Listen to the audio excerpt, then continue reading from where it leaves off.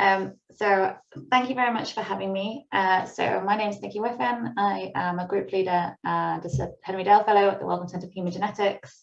I'm also a visiting researcher at the Wellcome Sanger Institute in Cambridge and the Broad Institute in Boston. And I'm also a fellow in the Centre for Personalised Medicine, which I believe many of you are aware of. So I thought before I actually started talking about science, it might be good to kind of frame some of this behind who I am and where I came from, which I think this sets a lot of the scene for what science I'm interested in.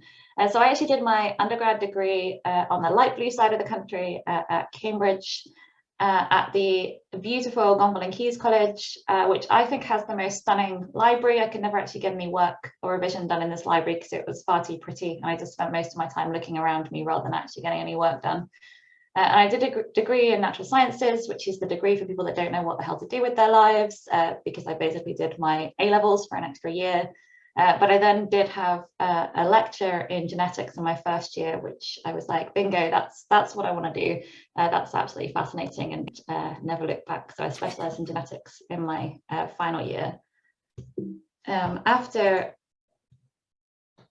skipped too. So I then moved to the Institute of Cancer Research in London to do my PhD. And here I focused quite broadly on the genetics of colorectal cancer. And for anybody doing a PhD, or even when you're doing your master's thesis, a really fun thing to do at the end of it is to create a word cloud. So here is a word cloud where I put my entire PhD thesis into it. And obviously the bigger the word, the more commonly it was used in my thesis. So this does a much better job of explaining what my thesis was about than I can probably do. So a lot of genome-wide association studies, so looking for individual variants with quite a small impact on the risk of developing colorectal cancer. And this kind of small impact on risk is the important thing here, because I was kind of a little bit not satisfied with how much of an impact, the direct impact my research was having on patients, and wanted to do something a bit more translational. And so I then kind of pivoted, and as a first, I did kind of a rather untraditional first postdoc role where I was working to set up a brand new diagnostic lab at the Royal Brompton Hospital. So the Royal Brompton is in London, and it's a heart and lung hospital. So we were setting up this diagnostic lab for inherited cardiac disease. So if a patient came in and they had a family history of heart disease, could we find out whether that had a genetic cause or not? And how do we interpret those variants? So I was doing a lot of setting up the bioinformatics or computational infrastructure behind that lab. But I then realized that the clinical world is very heavily driven by SOPs and audits and a lot of kind of documentation. And I wasn't quite so interested in the kind of day-to-day, making sure everything was, well, doing the same thing every day and making sure everything was consistent. And it was a bit too tedious for me with my research background. So I then kind of pivoted, but within the same group, back towards a more research role. And what I did for a couple of years was try to translate what we'd made for that clinical lab into resources and frameworks that could be used more broadly. So making kind of open source software and approaches that can be applied to clinical diagnostics, both inherited cardiac conditions and more broadly, so anybody can apply those across the world. So that I found much more satisfying, and I thought I was having a bit more of a broader impact. So I kind of stayed within the same group. I had the opportunity to apply for an Imperial College Research Fellowship, which is a fellowship that you can have as a postdoc, where you kind of begin to work out your own research niche. So you begin to do your own research, but under the kind of sponsorship of a group head. And that kind of led to me to then applying for a Sir Henry Dale Fellowship, which is a transition to independence fellowship from the Wellcome Trust and Royal Society. And then I took up my group leader position at the Wellcome Centre for Human Genetics up the hill in Headington in kind of September of 2020, so just under 2 years ago. And along with that, I also took up a fellowship position, so I had this brilliant opportunity to become involved in the Centre for Personalised Medicine, and I find this incredibly rewarding. So that's the kind of enough about my background, and hopefully that explains a little bit about where I come from and why I find myself in kind of very translational research, where I really want to kind of make an impact and find diagnoses for rare disease patients. So now on to kind of a bit of scene setting. So the talk is entitled, well, I forgot what my actual title was anyway, but anyway, I work in the field of the genetics of rare human disease. So what is a rare disease? So a rare disease is defined in the UK, at least, as one that affects fewer than 1 in every 2,000 individuals. But even though each individual disease is rare, collectively they're incredibly common. So there's over 6,000 such diseases identified, and collectively they impact around 1 in every 17 individuals. So they're actually very common. And they're often incredibly severe and life-limiting, with a large number of them being developmental and starting in childhood, and a very large proportion, so over 80%, having a genetic basis. So actually working out what that genetic basis is, so why somebody has a particular disease, is incredibly important, both to the particular patient in the clinic, but also to their family. So sometimes the patient with a rare disease goes through an incredibly long diagnostic odyssey. So this can be 10 years and hundreds of clinical appointments, lots of tests, trying to figure out what is wrong and how it can be treated. And sometimes finding a genetic variant that is the cause of a disease can be the first diagnosis that a patient actually gets, and it gives them quite a lot of answers. This can be used in the family then to screen other members of the family. So if it's a later onset disease, like a cardiac condition, for example, then we can look in the family and see who else is at risk. So if somebody else has that variant, we can screen them more frequently, potentially intervene, say with an implanted defibrillator, or if an individual in the family doesn't have the variant, we can actually safely discharge them. And instead of them coming into the clinic every year, we can actually discharge them and say, yeah, you're fine. And also for the kind of more childhood diseases, we can do things like recurrence risk and saying to parents, what is the chance that if they had another child, it would actually develop the same disease, and potentially use that for prenatal screening. A genetic diagnosis can sometimes tell us about how the patient will do clinically, how they will respond to different treatments. And actually, we're getting to the stage where this genetic diagnosis can actually allow us to develop very personalized treatments. And it's quite exciting at the moment that we're getting to the stage where we can even think about N=1 treatments, where we've got a single patient with a particular mutation, and we can start to develop treatments for those. So a genetic diagnosis is incredibly valuable, but currently we only find one in around half of all patients. And this is a generalization. So for some diseases, this is kind of 90% plus. For others, it's much lower than this. So for a developmental disorder seen in a child, it's much more like 30%. So we're missing a lot of opportunity here to give patients diagnosis and use it to inform their clinical care. So that's why I think this is incredibly important. But now a bit to the kind of science and why we're doing what we're doing in particular.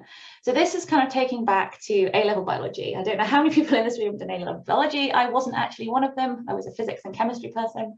But DNA makes RNA, makes protein. So the DNA, we have kind of 3 billion base pairs. Some proportion of this is translated into RNA, transcribed into RNA, and an even smaller proportion of this is translated into protein. So if we put some numbers on this, we have, as I said, 3 billion base pairs of DNA. Actually, rather a lot of this is transcribed. So around, well, actually this number differs depending on who you talk to, but over 75%, so over 3/4 of the genome is said to be transcribed into an RNA. But only a very small proportion, around 1.5%, actually ends up encoding protein. And our current approach is to try and find a genetic diagnosis in a patient is incredibly focused on this 1.5% that directly encodes proteins. And this strategy makes a hell of a lot of sense. So it's a very small amount of the genome to look at. We don't have to look at all 3 billion base pairs. And the variants within that, those regions likely have a very large effect. So they're actually directly impacting the protein. And very crucially, that is an effect that we can predict. We have this absolutely beautiful amino acid code, where we read the protein in triplets, and we can then see exactly what a single base change or a particular change would do to that protein sequence. So here I'm showing an example where if you had a TGG codon and you change this final position to a C, it would change from a tryptophan to a cysteine amino acid. But if you change this G to an A, it would encode a stop codon, which would be what we call a loss of function mutation, which would cause complete knockout of that allele. So these are effects that we can predict. But as I said, there's much more outside of this coding sequence. So here I'm just showing you a schematic, a figure created by the wonderful Jamie Ellingford, showing the structure of a gene. So here we've got these large fat green boxes in the middle are the ones that represent the coding sequence. But we have lots more regulatory elements shown in different colors here that impact the expression of both that gene and also the downstream protein. And these regions can have incredibly important roles. So what can we find in these regions that might be having a variance in these regions that might be having a large effect? However, this is an incredibly complicated problem. Focusing on the 1.5% is much easier because 3 billion base pairs is an awful lot of base pairs. And actually, if we try and do large-scale studies to put annotations on this space, then actually a large proportion of it, so around over 80%, has some kind of annotation suggesting that it may be functional. A large proportion of the variants that we see in these regions have either very little or absolutely no impact. And because of this, we have a lot of noise when we try and do any kind of genome-wide tests to try and look for variants or subsets of variants that might be damaging or disease-causing. And then very crucially, I told you, well, we spoke about this beautiful amino acid code in the protein coding regions. There isn't an equivalent in the non-coding space. And that means it's incredibly hard to define for any individual variant what effect it has, and also what gene that effect might be acting on. So what is the downstream impact of that variant? And these are impact our ability to interpret variants within the non-coding regions. But I think there's a huge opportunity here. If we can figure out some of these problems, we have the opportunity to find new diagnoses, to get a diagnosis to more rare disease patients. And along the way, we can actually learn a lot about gene regulation. It's these two things which basically my team like to do. So one, try to diagnose more patients, but two, also learn a bit about regulation along the way. And our favorite non-coding region as such are what we call the UTRs, or the untranslated regions. So these are the bits of DNA that are directly up and downstream of the coding sequence. They are transcribed into RNA, but they're not translated into protein. And they have incredibly important roles in regulating the stability of the RNA, so how long it persists in the cell, the translation of that RNA, so how efficiently it's translated into protein, and the trafficking, so where that RNA actually ends up within the cell, and where it ends up can result in the protein that's created having different roles. Given these really important regulatory roles of UTRs, it means that variants that impact those processes can potentially have very large impacts. And one crucial thing, thinking about those limitations when looking at the non-coding space, is that these UTRs regulate known genes. They're literally stuck to the side of them.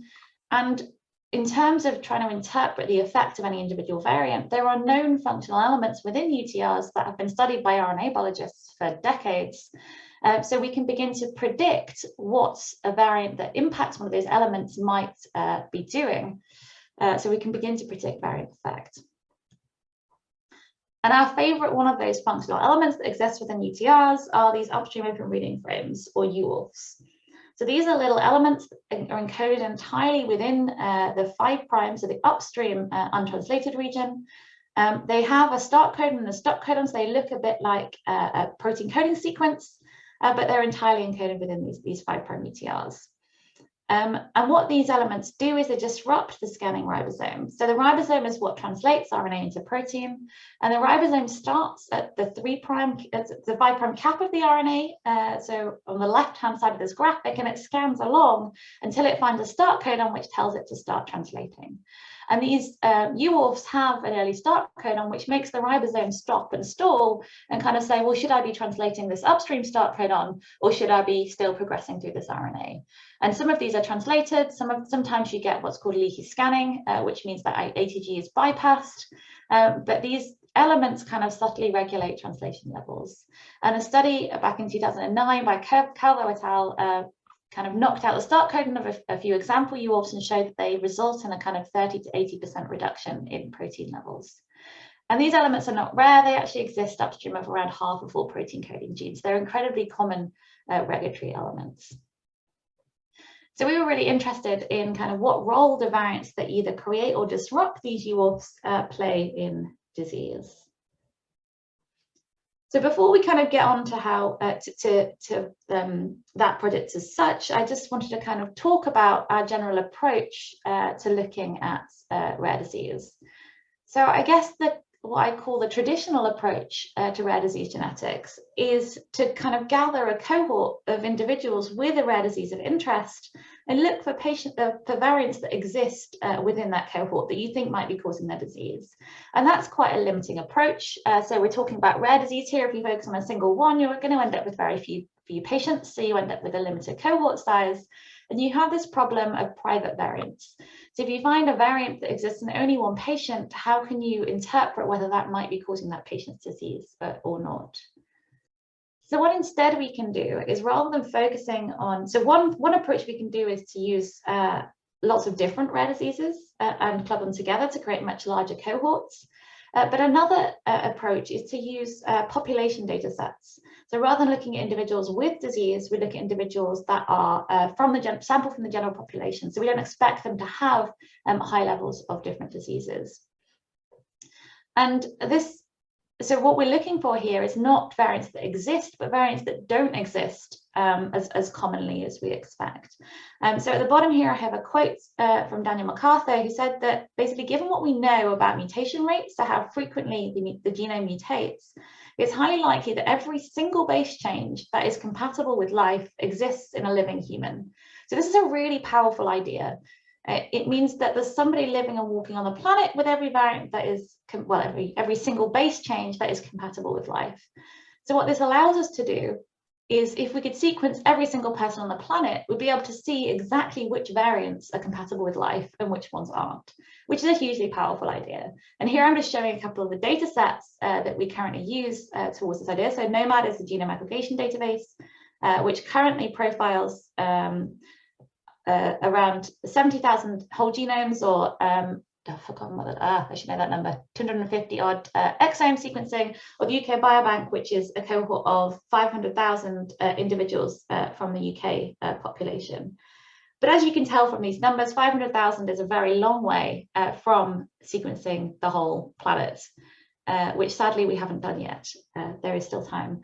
But given we have reasonably large cohorts, we can use the data that we do have and a bit of kind of clever computational modeling based on mutation rates to look for variants or categories of variants that don't exist as frequently as we would expect them to, from which we can infer that they're under some kind of selection and that they then might be deleterious. So I'm not going to go into kind of huge details of this, but more just describe to you the general approach. So this is what we call kind of genetic constraint, and it's a way of detecting these signals of negative selection. And it depends on defining base level mutation rates. So how frequently do we expect a set of mutations to actually occur? And the chance of a mutation occurring is highly dependent on the surrounding sequence context. So the most common mutation in the human genome is where a C it changes to a T in the context of a CG dinucleotide. And this is enhanced, this is due to a process called cytosine deamination. And this process is enhanced if this cytosine here is methylated. So if we take into account sequence context and the levels of methylation, then we can build a mutational model that allows us to, for a genomic region or a set of variants, expect how many of them we expect, so to calculate how many of them we expect to observe in a data set of a given size. And a metric that's kind of along these lines that we've used quite a lot is the mutability just a proportion of singletons, or the MAPS metric. And again, I'm not going to describe the methodology behind this in detail, but more just the idea of why we're interested in this particular metric. So here to kind of describe the first bit, so that, well, the second part of this first, so this proportion of singletons. So what I mean by a singleton is a variant that exists in only one individual in a data set. So if we have the kind of 500,000 individuals within the UK Biobank cohort, then we're looking at a variant that only exists in one of those individuals. And these singletons are a proxy of a variant being very rare. And we're interested in these rare variants because variants that are deleterious and under strong selection are not allowed to become common because of this selection. So they're actually selected out so that a larger proportion of them actually appear as rare or as singletons. So we see these skewed allele frequency spectra for variants that are deleterious compared to variants that are neutral. But as I just said, these mutation rates, the chance of a variant occurring in the first place is highly dependent on mutation rates. So we adjust this proportion of singletons by the mutability of the variants that we're looking at. So we take into account the sequence context, the base level methylation, and also the sequence coverage. So how likely are we to actually see that variant in our data set, because have we actually sequenced it properly?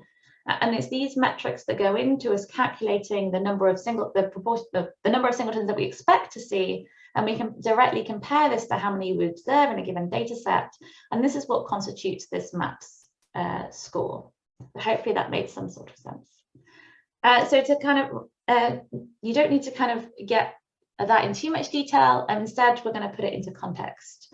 So here I'm just showing you the maps up the y-axis of this plot, where the higher you get up the y-axis, the more the kind of higher proportion of these variants are occurring as rare or very rare, so the higher the strength of selection against these variants. So here I'm plotting three common variant types on this plot. So synonymous mutations are ones that are within the protein coding sequence, but they don't change the amino acids. They're presumably relatively neutral, and this model is calibrated to these, so these appear at 0.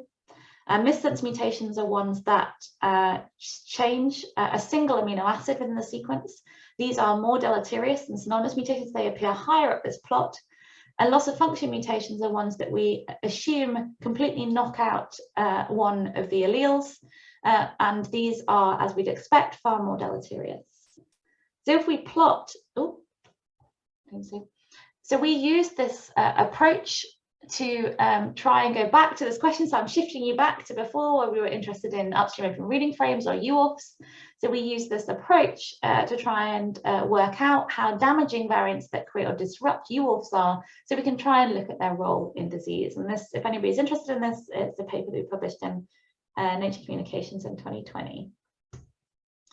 So specifically, initially, we focused on purely on variants that would create an ATG. So they create an upstream start codon, which could be interpreted by the scanning ribosome as one where it should start translating. So given this, these are predicted to decrease protein levels and be similar to cause somewhat of a loss of protein and a loss of function. So if we plot on our kind of map scale here, all 5' UTR variants, so this is all variants that we observe across the entire 5' UTR, we see these are incredibly similar to synonymous mutations. So we don't see a huge signal of selection acting on these variants. But if we subset this to just variants that create these early start codons, then we see they are far more deleterious. They're significantly more deleterious than than all UTR variants. And given we can see this signal of selection, we can then begin to drill into it a little bit and look at the different categories of ATG creating variants. So one thing we can do is look at these by which gene they occur in. And there was some wonderful work by Konrad Karczewski published in Nature back in 2020, where he created a score called LERF, which ranked every gene on its tolerance to loss of function. So its tolerance to losing a single copy. And here, and this is using a very similar approach where you create a mutational model and look at how many variants you observe that are loss of function compared to what you'd expect. And this allows you to rank all genes on a spectrum. And here is the plot where it's observed up the y-axis versus expected on the x-axis. And here you can define populations of genes that are most tolerant to loss of function. So they have as many observed variants as we would expect, and genes that are severely intolerant to loss of function, so they have far fewer observe loss of function variants that we would expect.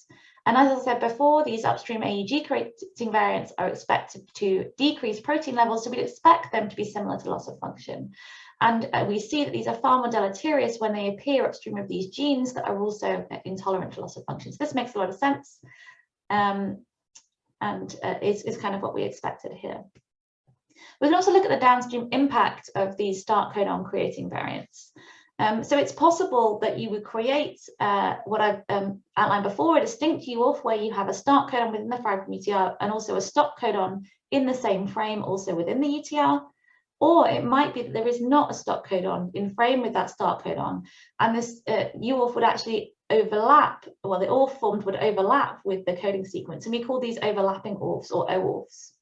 And these can either be out of frame with the coding sequence, presumably stopping somewhere within the coding sequence, or they can be in frame and they create what we call a transcript elongation or an N-terminal extension, where they actually elongate the natural protein coding sequence. And here on the plot on the left, you can see these variants that create these distinct UORFs are far less deleterious than these ones that create these overlapping ORFs. And this is due to the impact on the downstream protein translation.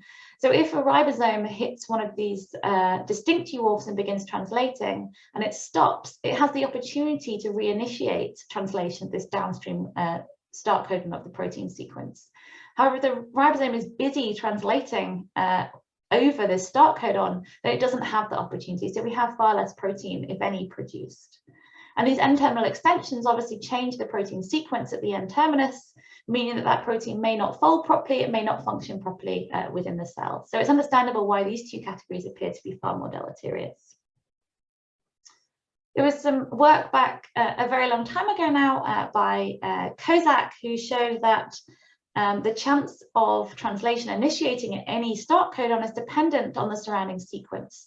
And this here is what I'm showing you is the Kozak consensus sequence, where there's two very important bases. This one here that is 3 bases upstream of the A of the ATG, and this one here, which is 1 base downstream. So this one up here can be A or G, and this one down here can be G. And if we very simply encode Kozak consensus around these ATGs that we're creating as either strong, with both of these bases being one of the consensus, moderate where only one of them complies, or weak where neither of them do, then we can look at the effect of the Kozak sequence. Oh, I don't have that, but anyway, apparently did not include that plot. But this, when we look at this, we see this trend towards variants that are created with a stronger Kozak consensus are more deleterious, as we would expect. So given that we've used these map scores to identify which of these variant types might be more deleterious, we can then take that into patient data and say, do these correlate with the variants that we see in patients? So here I'm using data from 2 databases, so ClinVar and HDMD. HDMD collects variants that have been published and annotates them as kind of disease mutation if they've been hypothesized to be involved in disease. ClinVar is a clinical database where people that do clinical variant interpretation can submit their interpretations for a particular variant.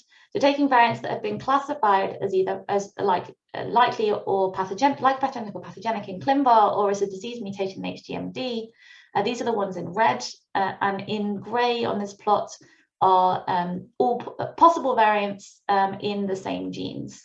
So these variants that are found in these disease patients are much more likely to have a moderate and strong Kozak consensus. They're much more likely to create overlapping, these out of frame overlapping ORFs, and they're much more likely to be closer to the coding sequence. However, this is a bit of a misnomer here because the closer a variant is to the coding sequence, the less likely it is to have an in-frame stop codon also within the UTR. So it might just reflect their higher propensity to form these overlapping out-of-frame ORFs. And when we look at this, we can also find some genes where there seems to be a particularly important mechanism. So here is a gene of NF1. So I'm going to orientate you to this plot because I have a couple of these in here. Where this kind of the grey area over here, I'm representing the first exon of the coding sequence, and in light grey is the 5' UTR. And within this 5' UTR, there is an existing UORF shown here in orange. So NF1 is a gene with the loss of function variants within it cause neurofibromatosis type 1.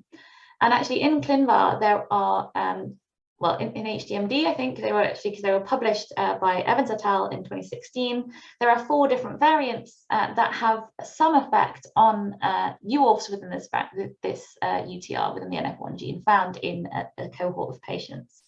So 2 of these variants of this effect that we've just been looking at, so these ones in red, create upstream start codons, so they create these ATGs. But 2 of these other ones have a very interesting effect. They actually knock out the stop codon of this existing UTR. But all 4 of these variants have the same downstream impact. They all create one of these overlapping out of frame ORFs that we see as being very deleterious. So that paper was published back in 2016. So I kind of got in touch with Gareth Evans and said, have you seen any more patients? Oh, sorry, I skipped a bit of that. So given that we know the impact of these variants, we can also then predict that all of these other variants that I've annotated on here would have the same impact. So in red on the top here, I'm showing you additional variants that would create an upstream start codon into a moderate or strong Kozak consensus. And on the bottom here, there are other variants that would also remove the stop codon.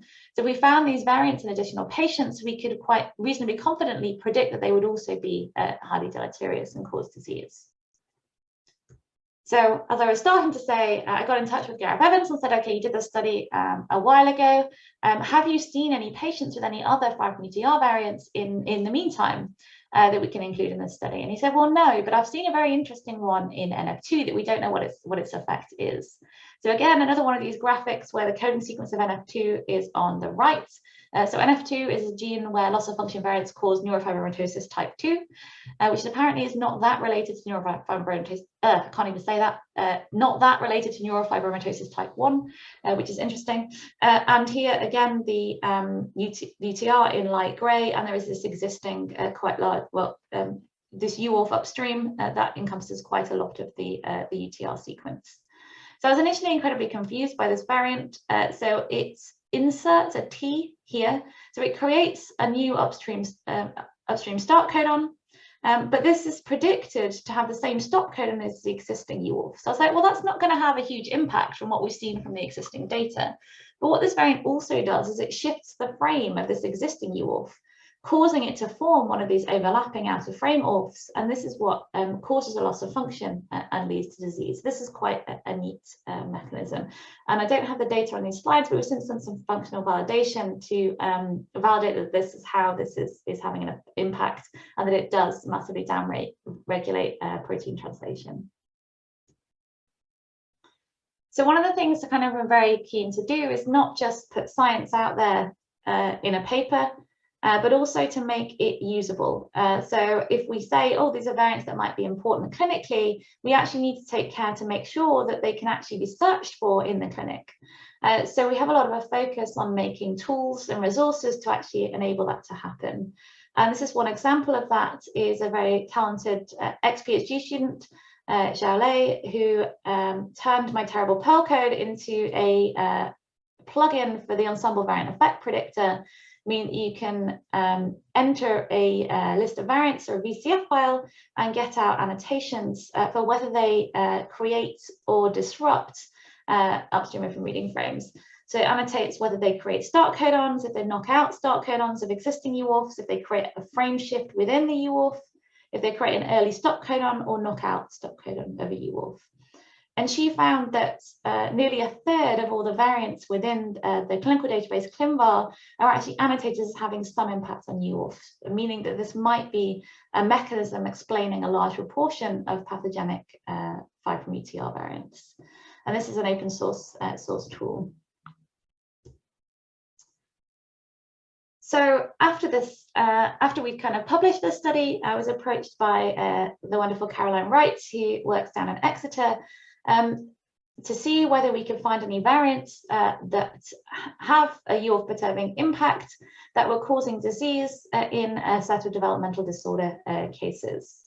And this is a wonderful collaboration, not just with Caroline, but also with Paul Barton and Nick Whiffin at Imperial College, and Enrique Larapezi and Laura Ramos Hernandez in Madrid.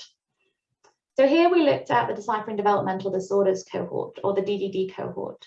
And this is a really cool cohort established around 10 years ago now that recruited around 14,000 individuals who have severe developmental disorders that were as yet undiagnosed. And then we recruited from various centres across the UK through the NHS, so shown as these black diamonds on this map on the right. And the goal of this project is to both identify genetic diagnoses in these patients, but also to use the cohort to understand more about the genetic architecture of developmental disorders. So we asked the question of, like, do U creating variants cause developmental disorders in this cohort? So we subsetted, so we used a data set called DDG2P, which is a list of all genes that have been hypothesized to cause developmental disorders, or that have with kind of levels of confidence.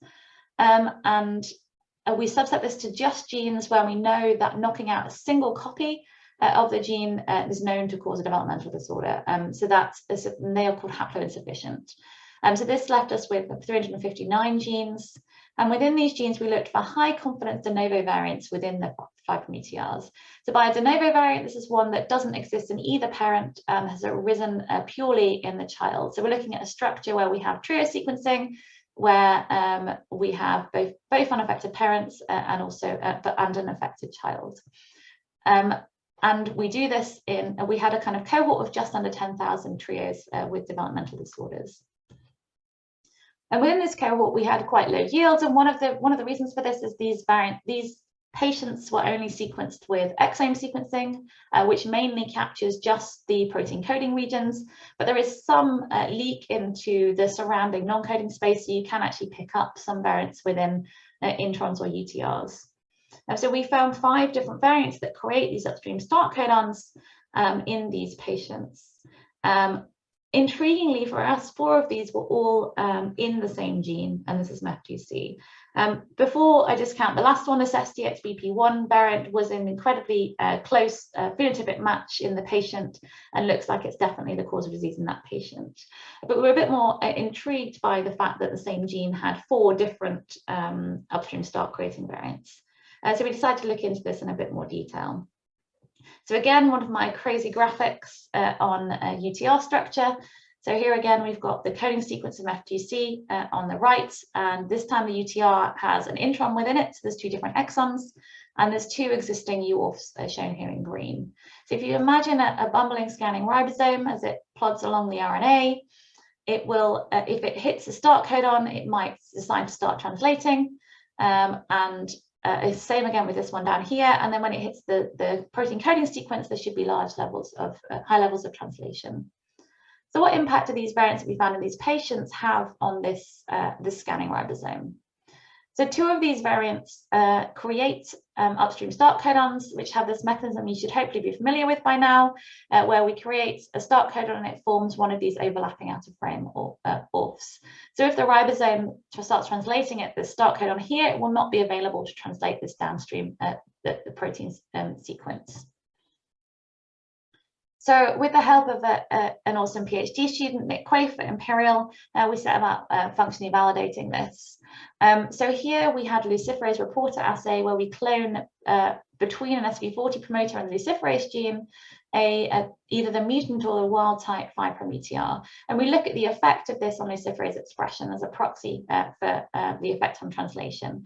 So here we can see high levels of translation of the wild type sequence, and significantly lower translation in the presence of the variant. And this is in the absence of any significant change in the levels of the RNA, showing that this is not an effect on RNA stability, but one on the levels of translation. And interestingly, the size of this impact was driven by the strength of the COSAC consensus surrounding these variants. So this moderate COSAC consensus variant has a much stronger effect. The other 2 of these variants are even more interesting. So these create start codons incredibly close to the natural start codon. And these are predicted to extend the protein at the end terminus by 3 and 9 amino acids respectively. So here what we do is we would translate an elongated protein. So initially this was quite perplexing. We're like, why would this have such a large impact on translation? But we then found some additional evidence which suggested that it was highly likely that these variants were disease-causing. So we found them each in 3 unrelated patients, all identified de novo, so all newly occurring in the patient, which led us to a very high prior that these variants were disease-causing. So again, we set about validating their effects. So the kind of clue to how these variants impact is when you look at the protein structure. So here is the solved protein structure of MEF2A, which is near-identical in the N-terminus to MEF2C, bound to DNA shown here in yellow. So it's a dimer, so here there's 2 different molecules of MEF2A. So the severe N-terminus of this protein, you can see here, is directly inside, so directly binds to the DNA. So looking at this, you can see how adding only a small amount of sequence to this end would completely destabilize this interaction with DNA and lead to disease. So MEF2C is a transcription factor, so binding to DNA is essential for its function.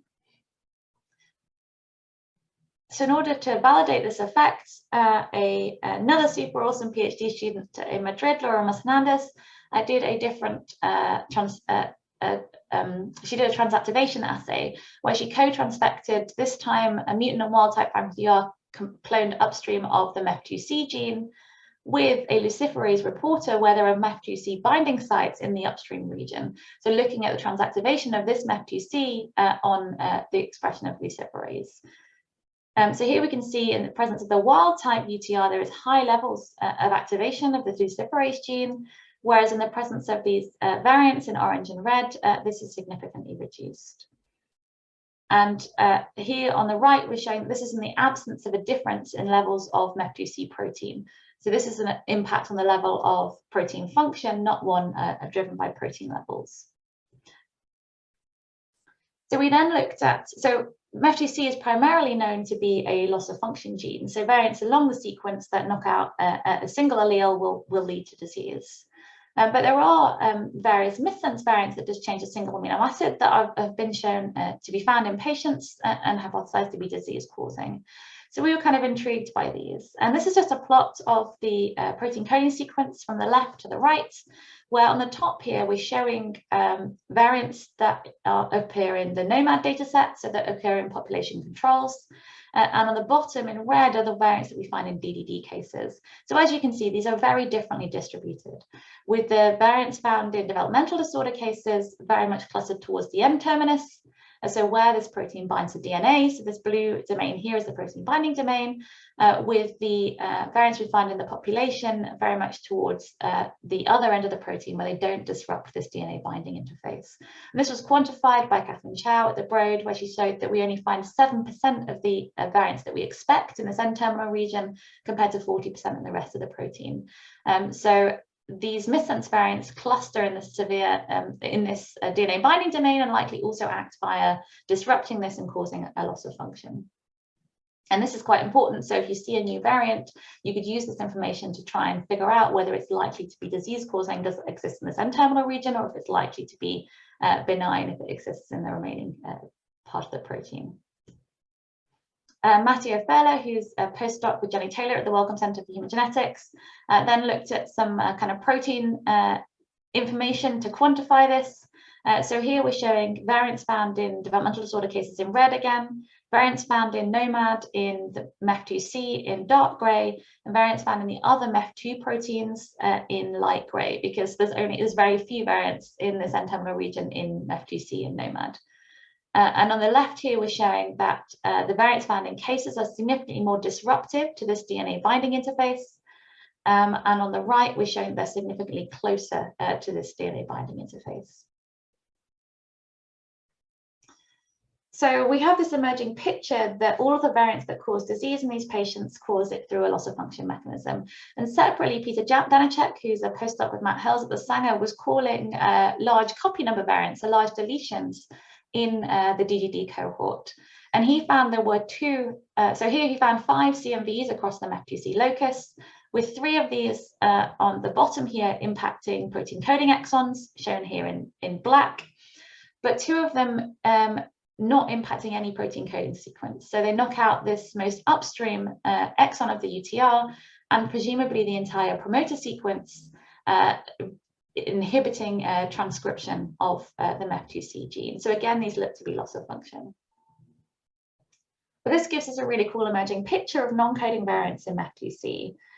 So there are multiple different mechanisms by which they can cause a loss of function and lead to disease. So we have these start codon variants that overlapping ORFs, reducing MEF2C translation. We have the ones that extend the N-terminus, disrupting its function by disrupting its binding to DNA. And we have these large deletions that remove presumably the entire promoter sequence and reduce MEF2C transcription. And the number that we were very pleased but surprised by at the time was that together these variants comprise almost a quarter of the likely diagnostic MEF2C variants within the DDD cohort. So for MEF2C, it looks like a very large proportion of disease-causing variants are actually in the non-coding region. So it's a really great poster child for the importance of non-coding mutations. So this is just a quick thing. So when we were looking at the DDD cohorts, we were focused on exome sequencing data, as I said, which just is meant to just profile the protein coding regions. And here we're just showing that, and obviously we could identify these 5' UTR variants in this cohort. And why was this? And this is in part due to the fact that we still get decent sequence coverage of regions that are directly adjacent to the protein coding sequence. So on the left here, you can see how the sequence coverage decays as we move further away from the protein coding regions.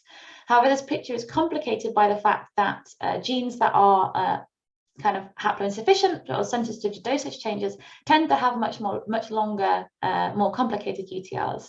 And I'll show you a bit more data on this in a minute, meaning that you actually profile a much smaller percentage of the UTRs in these genes that we're most interested in. So I've spoken a lot about wanting to find new diagnoses, a bit about kind of UORFs and regulation, but I wanted to kind of touch on where we're going now. And this is a lot focused around what I see as the barriers to clinically interpreting variants within 5' UTRs, and how can we design different projects to tackle those different barriers. And every UTR is unique.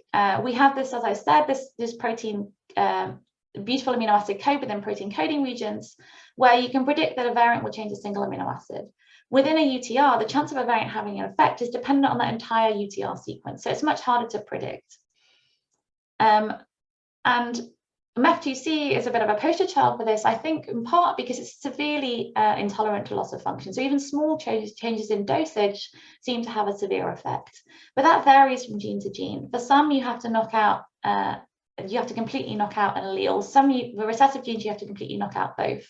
So the effect of a different type of variant will be highly dependent on that gene's tolerance to loss of function.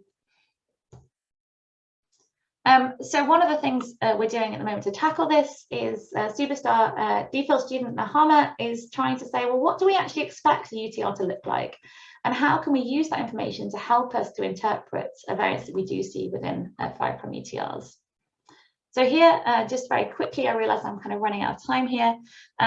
She is looking, so taking some of the data that we found at the end of the DDD project study and looking across different UTRs and saying, well, what do they look like? So as I said, these genes that are intolerant to loss of function, so they're haploinsufficient, shown here in pink, have much longer UTRs, but they also are much more likely to have introns. And they much more commonly have predicted upstream open reading frames. So we're seeing this really interesting picture of them being more complicated and having regulatory mechanisms to subtly regulate protein levels. And they have more predicted UORFs, but because they're much longer, you would expect them to have that just because of their length. So actually, upstream ATGs seem to be selected from these genes, so they have fewer than you would expect. So these elements are obviously under selection, but these elements do seem to be used by these genes. So that's a bit of a jumbled explanation of that one. But recessive genes, so these are ones where you need both alleles to be knocked out, seem to be very different. So these have much shorter UTRs. They're much less likely to have alternative splicing, so introns within them, and they less commonly have UORFs within them. So there's a really interesting picture of recessive genes differing quite a lot in their UTRs than dominant loss of function genes. Oh, that didn't change. So we're going to skip that. So then just to go on to another barrier is when I said that the effect of these variants depends on the entire UTR structure, then we don't currently have a good way of visualizing that structure. So our awesome research assistant Elston has been creating a mega cool visualization app that allows us to visualize the effect of any individual variant on the UTR structure within fibrin UTRs. This now has a better name called VTR after some help on Twitter. But what this does is that for any particular gene, so here, of course, we're using MEF2C, we can see the UORFs within the gene and the impact of any variants that we find in ClinVar or in NOMAD, and the impact of any variants that you are interested in. You can query them and see whether they create UORFs, what the COSAC consensus of those are. And if you click on these when you're on the browser, it shows you lots of different statistics about these different UORFs and different variants, which is super cool and hopefully going to help people to interpret these variants in the clinic.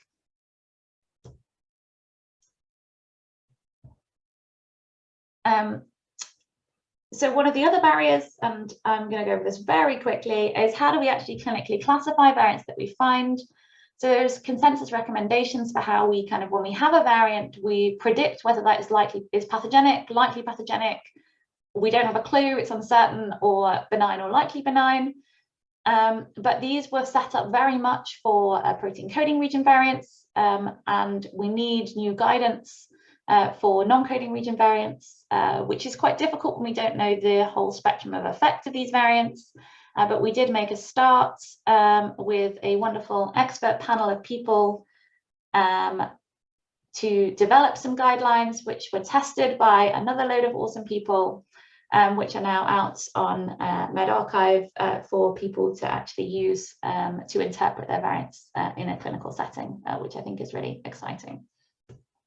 Finally, just to mention super awesome postdoc Alex's work, where she's using the Genomics England dataset that I haven't mentioned so far, which is a really awesome cohort of rare disease and cancer patients, where we can use this with whole genome sequencing. So it's a very large set of whole genome sequencing, so we can actually begin to find variants within this that cause rare disease and finally put a number on what proportion of patients we expect to be caused by a mutation in a non-coding region. So some concluding thoughts, and sorry for whistling through that last section, but our knowledge of the different mechanisms through which non-coding mutation can cause disease is still very much evolving. But I think it's really exciting. These non-coding region variants can teach us a lot more about biology and gene regulation. We still don't know how much of the disease is likely explained by these variants, but hopefully Alex's work can begin to help us with this. There are clearly some genes that are very special in a really awesome way, such as MEF2C, but we need to have a concerted effort to create more tools and research more into the regulatory code so we can actually try and predict the effect of more of these variants. There's some really cool but confusing things around variants that have only partial effects and what effect they have on whether your chance of developing a disease or how that disease expresses itself. And in order to figure out all of these different problems, I think data sharing across the community is incredibly important. So just finally to point out my awesome team and also my funders, so the Wellcome Trust and Royal Society, also the Rose Trees and Stonygate Trust, and the recent collaboration we're starting with the pharma company Novo Nordisk. The awesome team that I've mentioned as we went along, and also this wonderful picture of Kelsey, the trainee guide dog, who very much got me through a lot of the last 6 months with lots of fluffy cuddles. So thank you very much for listening. Happy to answer any questions.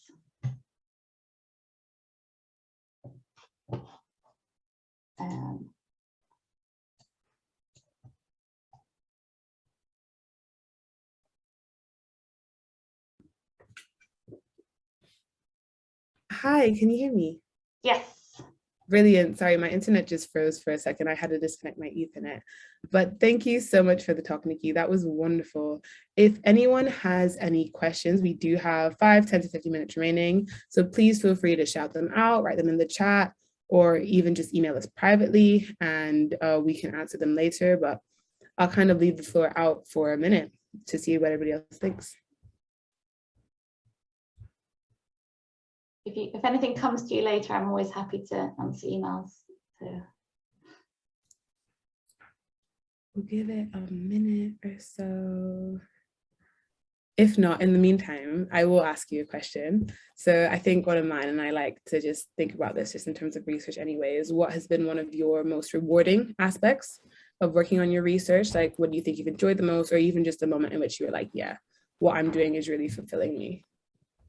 So one of the most rewarding things is realizing that you found a diagnosis for a patient, and that's kind of what drives me and gets me up in the morning. So you can look, the Genomics England data is really, really powerful, that you can actually go in there and explore something about the participants.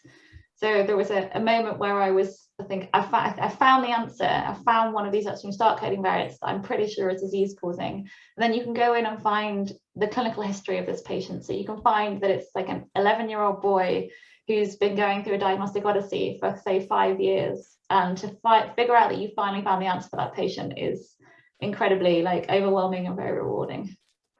No, that is absolutely amazing. I think Shema also has a question about, can we have your email? I think if people want to ask more detailed things privately, which I'm sure a lot of people do.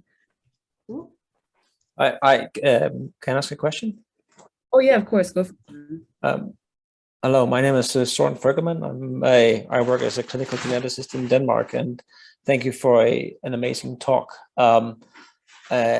The timing of this endeavor that you have sort of see yourself through is really great. As in Denmark, we are in the process of sort of using whole genome sequencing in the clinical setting, and I see patients on a regular basis where we use trio-exome sequencing, and we don't find the genetic variant that likely explains the disease. What's your take on sort of the time frame about when we can expect variants in the UTR to be used sort of clinically? It's an interesting question. I think for some of them we can have quite a good idea. So I think that there are now ones where they create a start codon, they create one of these overlapping ORFs in a gene that is known to be loss of function, that is known to cause that patient's disease. And if it's even suspected clinically, where the clinician has said that gene in that patient is likely to cause, I think there are already ones there where we can say that is likely the diagnosis. And I think in the non-coding space, though, it is incredibly important to do functional studies, which is not necessarily accessible to many diagnostic labs, and that's something we need to address. But there are things we can do now. I think we're still quite a way off being able to systematically screen and understand everything, but it's going to take a lot of kind of reanalysis of data, especially in the patients where we're pretty sure it's a particular gene. Thank you.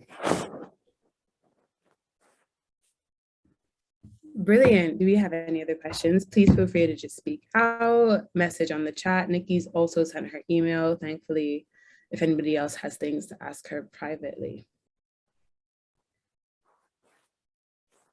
Okay, I think that's it. Thank you so much, Nikki. We'll let you get on with your evening, and I hope everybody else enjoyed the talk. Thank you very much for having me. Thank you. Bye. Bye.